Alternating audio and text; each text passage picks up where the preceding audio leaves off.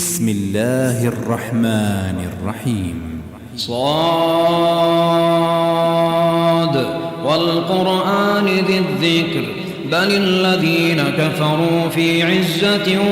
وشقاق كم أهلكنا من قبلهم من قرن فنادوا ولا تحين مناص وعجبوا أن جاءهم منذر منهم وقال الكافرون هذا ساحر كذاب أجعل الآلهة إلها واحدا إن هذا لشيء عجاب وانطلق الملأ منهم أن امشوا واصبروا على آلهتكم إن هذا لشيء يراد ما سمعنا بهذا في الملة الآخرة إن هذا إلا اختلاق أأنزل عليه الذكر من بيننا بل هم في شك من ذكري بل لما يذوقوا عذاب أم عندهم خزائن رحمة ربك العزيز الوهاب أم لهم ملك السماوات والأرض وما بينهما فليرتقوا في الأسباب جند ما هنالك مهزوم من الأحزاب كذبت قبلهم قوم نوح وعاد وفرعون ذو الأوتاد وثمود وقوم لوط وأصحاب الأيكة أولئك الأحزاب إن كل إلا كذب الرسل فحق عقاب وما ينظر هؤلاء إلا صيحة واحدة ما لها من فواق وقالوا ربنا عجل لنا قطنا قبل يوم الحساب اصبر على ما يقولون واذكر عبدنا داود ذا الأيد إنه أواب إنا سخرنا الجبال معه يسبحن بالعشي والإشراق والطير محشورة كل له أواب وشددنا ملكه وآتيناه الحكمة وفصل الخطاب وهل أتاك نبأ الخصم إذ تسوروا المحراب إذ دخلوا على داود ففزع منهم قالوا لا تخف خصمان بغى بعضنا على بعض فاحكم بيننا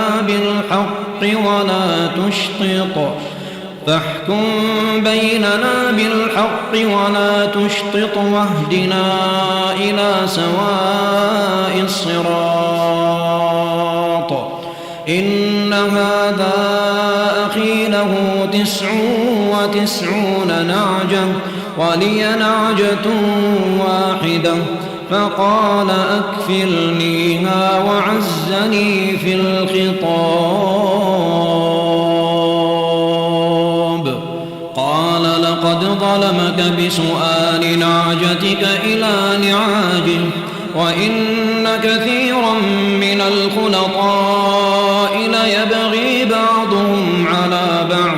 ليبغي بعضهم على بعض إلا الذين آمنوا وعملوا الصالحات وقليل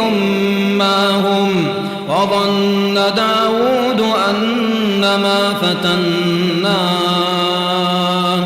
فاستغفر ربه وخر راكعا وأناب فغفرنا له ذلك وإن له عندنا لزلفى وحسن مآب. يا داود إنا جعلناك خليفة في الأرض فاحكم بين الناس بالحق ولا تتبع الهوى فيضلك عن سبيل الله. إن الذين يضلون عن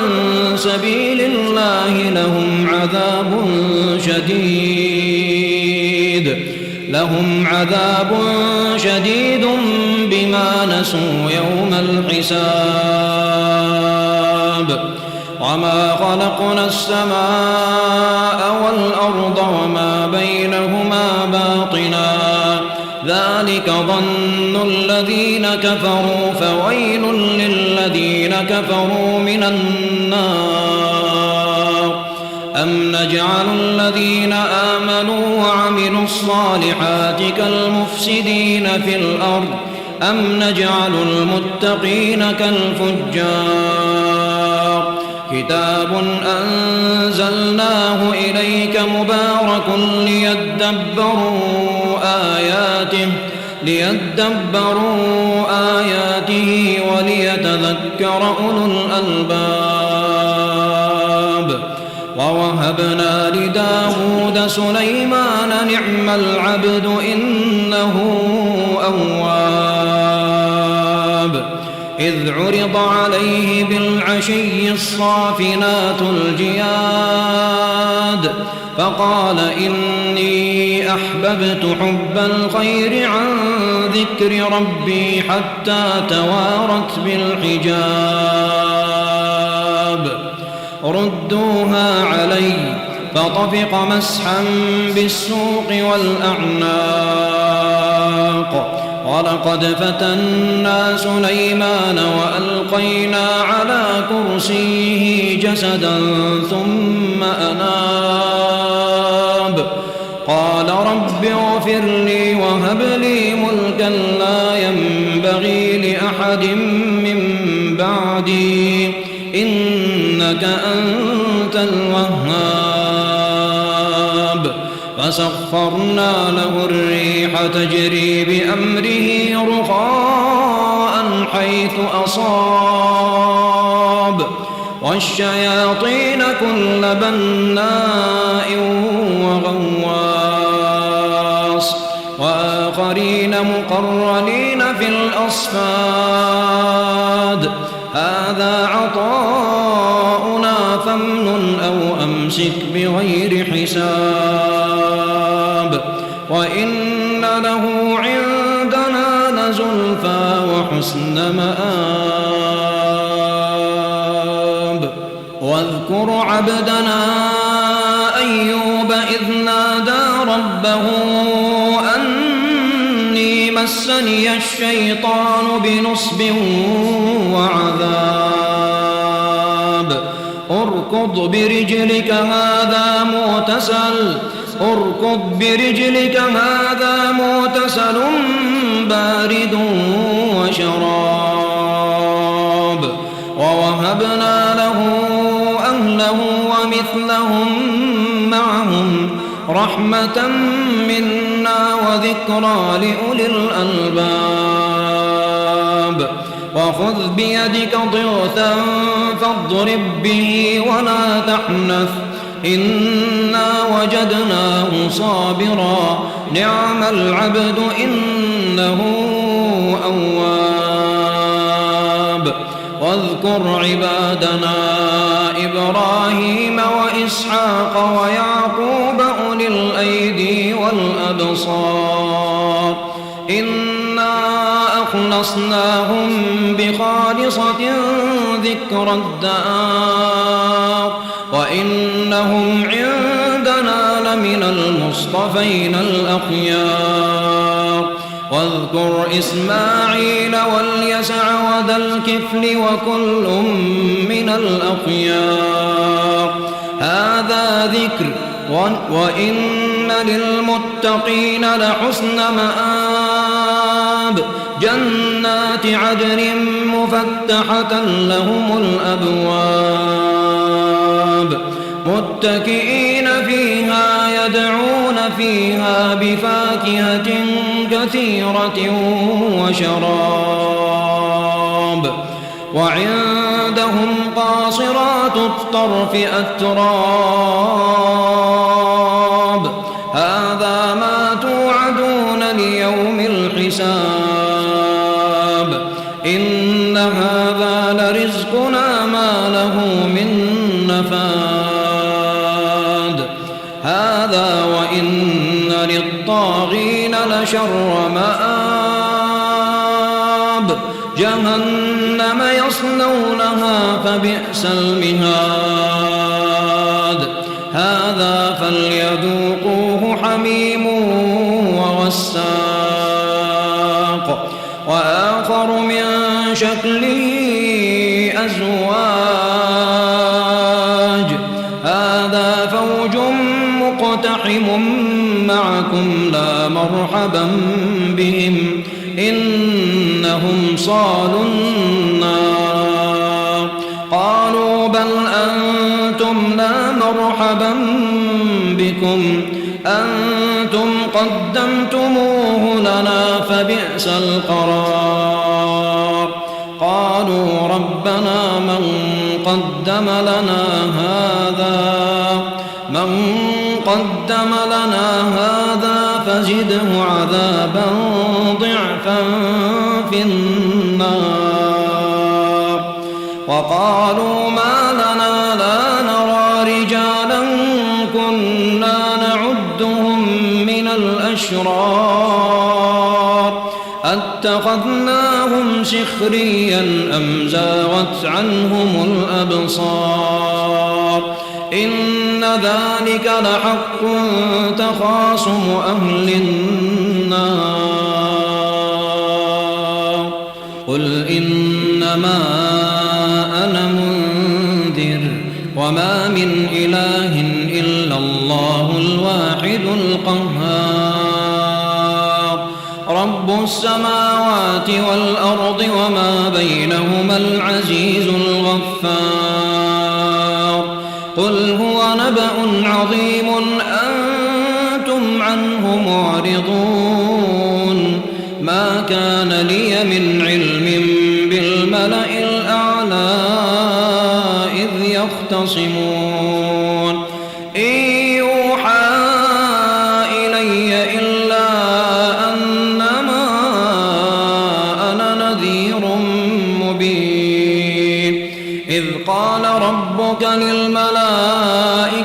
إني خالق بشرا من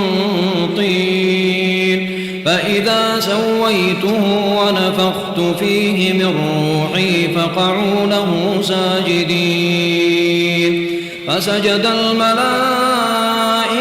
كلهم أجمعون إلا إبليس استكبر وكان من الكافرين قال يا إبليس ما منعك أن تسجد لما خلقت بيدي أستكبرت أم كنت من العالين قال أنا خير منه خلقتني من نار وخلقته من طين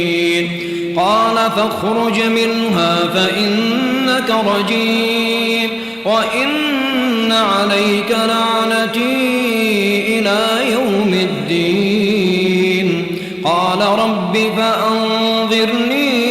إلى يوم يبعثون قال فإنك من المنظرين إلى يوم الوقت المعلوم قال فبعزتك لأغوينهم أجمعين إلا عبادك منهم المخلصين قال فالحق والحق أقول لأملأن جهنم منك وممن تبعك منهم أجمعين قل ما أسألكم عليه من أجر وما أنا من المتكلفين إن هو إلا ذكر للعالمين ولتعلمن نبأه بعد حين